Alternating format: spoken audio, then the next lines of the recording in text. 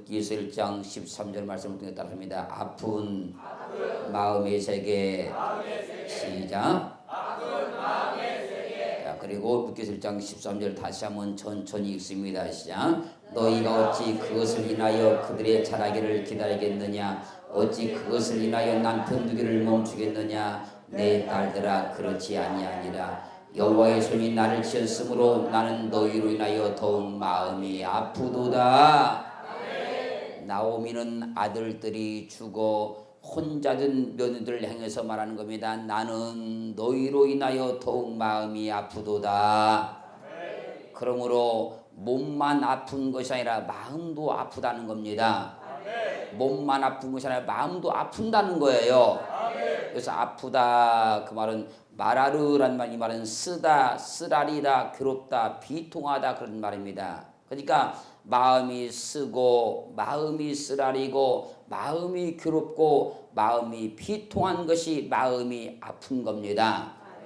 그래서 마음이 괴로운 것, 마음이 비통한 것, 마음이 막 쓰라린 것이 마음이 아픈 거예요. 그러니까 우리가 이 육체에 어떤 상처가 나면 쓰라리잖아요.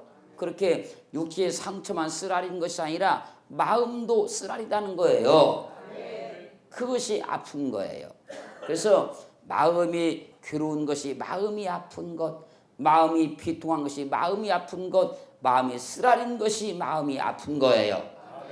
그래서 마음도 아픕니다.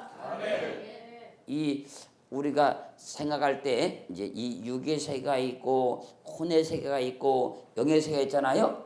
그 마음은 혼의 세계잖아요. 혼의 세계인 그 마음도 아픕니다.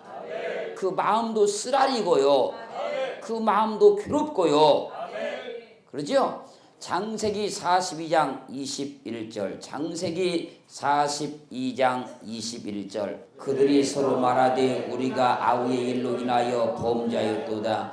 그가 우리에게 애걸할 때 그 마음의 괴로움을 보고도 듣지 아니하였으므로 이 괴로움이 우리에게 임하도다. 요셉을 구덩이에 던지고 노예로 팔아버릴 때 요셉이 마음이 괴로웠다 그러죠? 이것이 마음이 아픈 거예요. 형제들이 자기를 노예로 팔아버리고 자기를 구덩이에 던져버리니까 요셉이 그때 그 마음이 괴로웠다 그러잖아요. 이 괴로운 것이 마음이 아픈 겁니다. 어떻게 형제들이 이럴 수가 있을까? 어떻게 형들이 이럴 수가 있을까? 그것이 마음이 아픈 거예요. 이해됐습니까? 그래서 여러분들이 형제들에게 배신을 당할 때, 자녀에게 그런 걸 느낄 때 그렇다니까 어떻게 형제가 내게 그럴 수 있을까? 어떻게 자녀가 그렇게 자식이 그럴 수가 있을까? 이럴 때 그게 마음이 아픈 거예요. 그것이. 그게 마음이 쓰라린 겁니다. 그것이 마음이 괴로운 거예요. 그것이 마음이 아픈 겁니다. 예. 때로는 어떤 때는 자녀들은 어떻게 부모가 그럴 수 있을까? 그게 마음이 아픈 거예요. 그래서 육체만 마음이 아픈 것이 아니라 마음도 아픈 거예요. 자, 사무엘상 1장 10절. 한나가 마음이 괴로워서 여호와께 기도하고 통곡하며 한나가 아들을 낳지 못할 때 분인나가 그를 확 격동을 시키지 않습니까? 그때 한나가 마음이 괴로워서 여호와께 기도하고 통곡했다 그러지요. 마음이 막 괴로우면 뭔 일이 나온지 아십니까? 눈물이 나온 겁니다. 울게 된다는 거예요. 그래서 어떤 일에 의해서 막 마음이 아프고 괴로움 당할 때 막 울게 된다는 겁니다. 그것이 마음이 아픈 증거예요. 그래서 사람들이 이 마음이 아프게 되면 어떻게 합니까? 그 편이 뭘로 나타나면 막 눈물이 나오고 막 울게 되는 겁니다. 그럴 때 그 사람의 그 마음이 얼마나 아픈가, 그 울음을 보면, 그 통곡을 보면 얼마나 그 마음이 아픈 정도를 헤아려 볼 수 있는 거예요. 이사야서 53장 7절 있습니다. 시작. 그가 곤욕을 당하여 괴로울 때도 그 입을 열지 아니하였으며 마치 도수장으로 끌려가는 어린 양과 털 깎는 자 앞에 잠잠한 양같이 그 입을 열지 아니하였도다. 그것은 초림의 주님께서 십자가 있을 때 고통당한 그 모습을 지금 말씀하고 있는 것이지요. 그가 곤욕을 당하여 괴로울 때도 그 입을 열지 아니하였으며 마치 도수장으로 끌려가는 어린 양과 털강자 앞에 잠잠한 양같이 그 입을 열지 아니하였도다. 이것은 아프단 말이 아니라 너무나 마음이 아프니까 이를 뿌득 거는 있는 거예요. 너무나 아프니까 적당히 아파야 비명이 나오는 것이지, 진짜로 아파버리면 비명도 안 나와버려요. 그때 한단 말이에요. 주님께서 얼마나 그 고통의 한계를 견디지 못하고 그분께서 소리를 내지 않으니까 그 모습을 갖다가 이렇게 표현한 거예요. 아프지 않아서 가만히 있었다는 얘기가 아니고 너무너무 아프기 때문에 그 고통을 견딜 수가 없어서 소리도 나오지 않는 거예요. 이것이 괴로운 겁니다. 그 진짜 마음이 괴로운 사람은요, 말을 못하고 말을 하지 않고 눈물도 나오지 않고 비명만 나오는 거예요. 신음소리만 나오는 거예요. 그것이 뭡니까? 육체가 아픈 것이 아니라 마음이 아픈 겁니다. 그래서 마음이 아팠을 때 사람들이 나오는 모습이 막 우는 사람도 있고 통곡하고 우는 사람도 있고, 또 너무너무 그 마음이 아프면 이제 통곡도 나오지 않냐고 신음소리만 내고 있는 거예요. 그게 마음이 아픈 증거입니다. 이제 이것을 이제 남성과 여성으로 비유한다면, 여성들은 마음이 아프면 막 울겠지 뭐. 남성들은 마음이 아파도 소리를 못 내고 그냥 술만 쿡 하고 있는 거예요. 주님께서 너무나 그 마음이 아프니까 소리를 내지 못하고 이렇게 잠잠한 양같이 가만히 있었다는 거예요. 그게 마음이 아픈 겁니다. 계시록 20장 10절.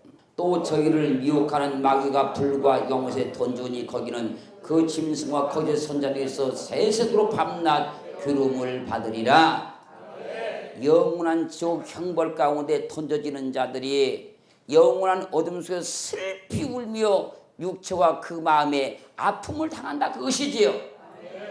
그들은요, 육체만 아픔 당하는 것이 아니고 영원히 그 마음도 아픔을 당합니다. 그래서 마음은 육체에 영향을 미치고요, 육체는 마음에 영향을 미치는 거예요. 그래서 이 마음이 어떠냐에 따라서 그 육체에 영향이 미쳐지고, 또 그 육체는 또 어떠냐에 따라서 마음에 영향을 미치는 거예요. 그래서 내가 육체가 어떤 아프다 그러면 내 마음도 같이 아파지는 것이고, 육체가 즐겁다 그러면 마음도 즐거워지는 것이고. 이해되시나요? 또 마음은 환경에 영향을 미치고 환경은 또 마음에 영향을 미쳐요. 내가 마음이 기쁘다, 즐겁다, 행복하다 그러면 내 환경에 그것이 그대로 영향을 미치고요. 환경이 지금 좋다, 형통하다, 뭐가 잘 된다 그럼 내 마음에 영향이 그대로 미쳐집니다. 또 마음은 영에 영향을 미치고 영은 또 마음에 영향을 미치게 돼요. 내가 영적인 즐거움을 얻었다 그러면, 영적인 만족을 얻었다 그러면 또 마음도 기쁘고 즐거운 거예요. 그래서 육체가 아프면 마음도 아파지는 것이고, 마음이 아프면 육체도 아파지는 거예요. 그래서 어떤 사람들은 마음이 계속 아프면 육체가 병이 듭니다. 또 어떤 사람들은 그 마음의 치료를 받으면 육체도 치료를 받아요. 또 어떤 사람들은 마음이 질병이 들면 육체가 질병이 들면 마음도 병이 들어버려요. 그래서 낙심해버리고 절망하고 또 한숨을 짓고 부정적이고 남을 공격하고 막 이렇게 바뀌어버려요. 그래서 우리는 하나님 앞에 나갈 때에 육체도 관리를 잘해야 되지만 마음도 관리를 잘해야 됩니다. 육체도 건강해야 되지만 마음도 건강해야 되는 거예요. 마음 아프지 말아야 돼요. 이해됐나요? 마음 아프지 말아야 돼요. 육체는 약이 있지만 마음은 약이 없어요. 마음에다는 약을 줄 수가 없어요. 약 먹는다고 마음이 낫는 게 아니에요. 그들은 마음도 잘 관리를 해야 됩니다. 아프지 않도록, 병들지 않도록. 마음도. 육체만 자꾸 이 병들지 않고 아프지 않다는 게 아니라 마음도 아프지 말아야 되고 마음도 병들지 말아야 되고. 마음 병들면요, 마음 병들면 내가 나를 관리할 수가 없어요. 마음이 병들어버린 사람은, 마음이 병들어버린 사람은 그냥 육체도 병이 들어버리고 환경도 무너져버리는 거예요. 그래서 마음이 슬픈 것, 마음이 괴로운 것, 마음이 쓰라린 것이 마음이 아픈 겁니다. 여러분들 마음은 안녕하십니까?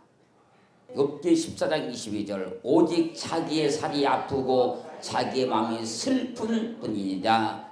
여기서 슬픔이란 말은 아발, 이 말은 슬퍼하다, 애도하다, 울다 그런 말입니다. 이 마음이 아픈 것이 슬픈 거예요. 그래서 내가 슬프다 그러면 그건 마음이 아픈 겁니다. 몸이 아픈 것이 아니고 마음이 아픈 것이 슬픈 거예요. 마음이 아픈 사람은 슬퍼합니다. 그래서 그 사람이 막 울고 애도하는 거예요. 그래서 만약에 여러분들의 어떤 형제가 만약에 죽었다, 부모가 돌아가셨다 그러면 그건 육체가 아픈 게 아니고 마음이 아픈 겁니다. 그래서 울고 애도하는 거예요. 슬픔이라는 건 뭐냐? 마음이 아픈 것이다. 슬픔이라는 것은. 그 슬퍼하는 사람은 지금 마음이 아파 있는 사람이다. 그 사람은. 육체가 아픈 것이 아니고. 그 사람은 아픈 마음을 다 치료해줘야, 그 마음이 고쳐져야, 그래야만 슬픔이 떠나는 거예요. 창세기 23장 2절 사라가 가나안 땅 헤브론 곧 기럇 아르바에서 죽음에 아브람이 들어가서 사라를 위하여 슬퍼하며 애통하다가, 아브람의 아내 사라가 죽었을 때 아브람이 슬퍼하며 애통했다 그러죠. 그것이 마음이 아픈 겁니다. 그래서 사랑하는 사람을 잃었을 때, 사랑하는 사람을 잃었을 때 애통하면서 우는 것이 마음이 아픈 겁니다. 그래서 이 마음이 아파지면 슬픔이 찾아오는 것이고, 슬픔은 어디서 온 것이냐? 마음이 아픈 데서 슬픔이 온 것이다. 그 나타나는 현상이 무엇이냐? 울게 되는 것이다. 그것이. 기쁜 사람이 울지 않잖아요. 너무나 기쁘면 눈물이 나오기도 하지만. 그래서 이 마음이 아픈 사람들은 다 슬퍼하는 겁니다. 그래서 누가 슬픔에 빠졌다 그러면 그 사람은 가서 무엇을 해줘야 되면 그 마음을 위로해 줘야 돼요. 그 마음이 아픈 것을 만져줘야 됩니다. 그게 위로예요. 그게. 그 마음이 아픈 것에 뭘 해야 됩니까? 소망을 넣어줘야 돼요. 그것이 마음을 치료하는 거예요. 근데 그 사람에게 아무리 떡을 준들 뭘 준들 그 마음이 절대 고쳐지지 않습니다. 그래서 슬픈 사람들은 마음이 지금 아픈 사람들이다.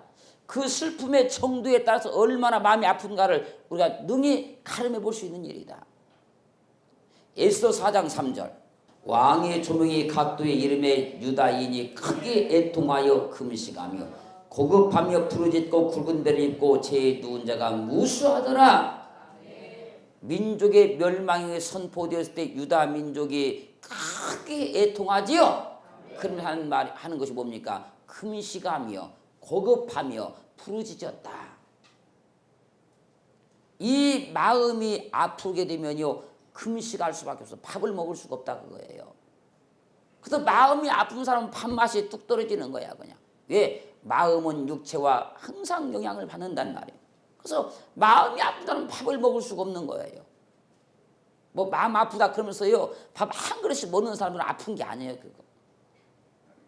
이 마음이 아프면요 애통하게 들고 금식하며 이 음식을 먹을 수가 없게 되는 겁니다. 음식 맛이 뚝 떨어지고 몸이 받질 않는 겁니다. 마음이 아프게 되면. 그리고 울 수밖에 없고, 그리고 그때 나오는 것이 뭡니까? 하나님께 부르짖는다는 겁니다. 그래서 마음이 아픈 사람은, 애통하는 사람은 복이 있다는 겁니다. 그래서 마음이 아픈 사람은요 하나님께 기도하게 되어 있습니다. 하나님께. 왜? 그래야만 이 마음을 치유받을 수가 있어요. 아픈 마음을 치유받는 길은 하나님 앞에 가서 하나님의 위로를 받아야 되고, 그분께 소망을 얻어야 되고, 그분께 응답을 받아야만 이게 치료가 됩니다.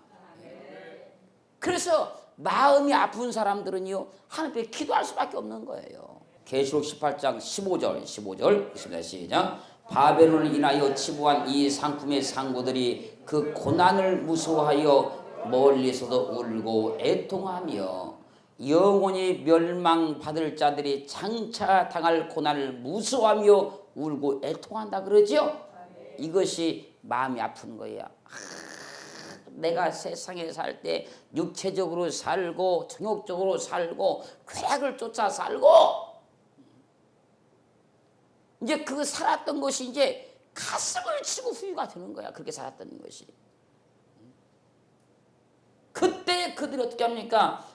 그 고난을 인하여서 무서워 떨면서 막 울고 애통하는 거예요. 그래서 후회하는 것이 마음이 아픈 거예요. 후회하는 거.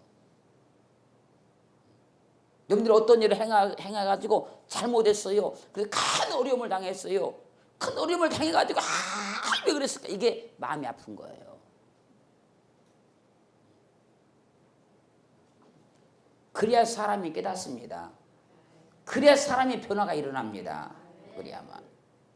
내가 어떤 일을 행해놓고 잘못해가지고 큰 어려움을 당해요. 환난을 당해요. 그때 딱 깨닫는 거예요. 내가 왜 그렇게 했을까? 왜 그 사람 말을 왜 들었을까? 왜 거기를 쫓아갔을까? 이러면서 가슴을 치고 후회하는 거예요. 이게 마음이 아픈 거예요. 그럴 때 그 충격이 크면 사람이 거기서 변화가 일어납니다. 근데 그게 적당히 마음 아프다 말아버리면 또 원점으로 다시 돌아가는 거예요. 열왕기 20장 3절입니다. 시작. 여호와여 구하오니 내가 진실과 전심으로 주 앞에 행하며 주의 보시기에 선하게 행한 것을 기억하옵소서 하고 심히 통곡하더라.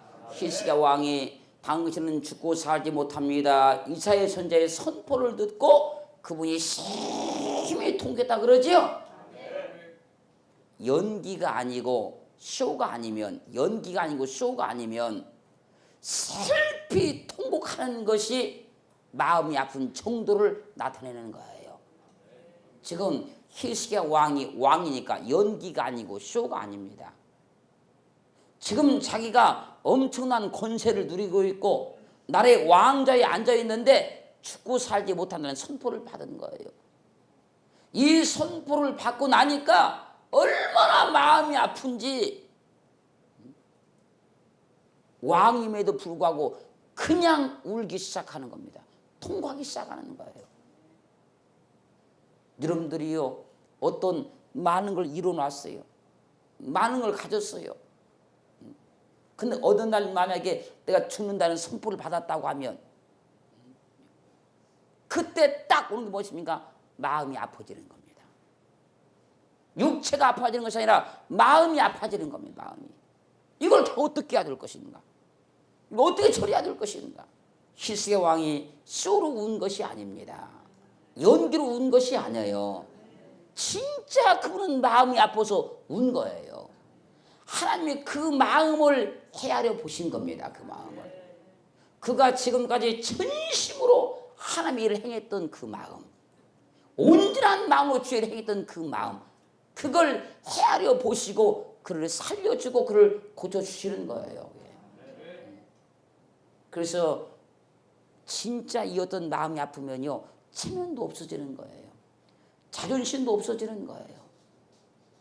체면이 나온다는 것은 아직도 마음이 덜 아픈 거야. 이게 자존심이 살았다는 것은 아직도 마음이 덜 아픈 거예요. 마태복음 26장 75절. 자, 있습니다. 이에 베드로가 예수의 말씀에 닭 울기 전에 내가 3번 나를 부인하라 하심이 생각나서 밖에 나가서 심히 통곡하니라. 베드로가 주님을 3번을 부인을 했어요. 그러자 닭이 꾹꾹 웁니다. 그 닭이 울음소리가 딱 나자 베드로가 정신이 번쩍 드는 거예요. 주님께서 말씀하셨어요. 네가 닭 3번 울기 전에 나를 부인할 것이다. 야, 그때 베드로가 가슴을 치는 겁니다.